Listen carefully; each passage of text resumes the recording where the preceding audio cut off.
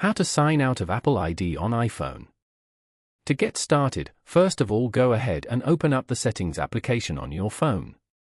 Inside the Settings menu, go to your Apple account which displays your name. This takes you to the Apple account screen. Then scroll all the way to the bottom and tap the red Sign Out button.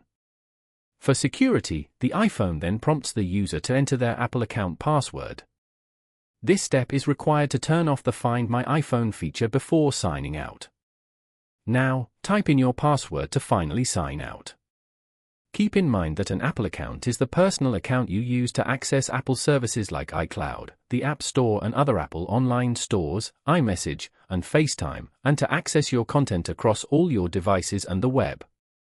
So if it's your primary account, you might lose access to certain things. Following these steps, you can easily sign out of Apple ID on an iPhone. Thank you for watching. Please leave a like if this tutorial helped you, or leave a comment below if you have any questions related to the video.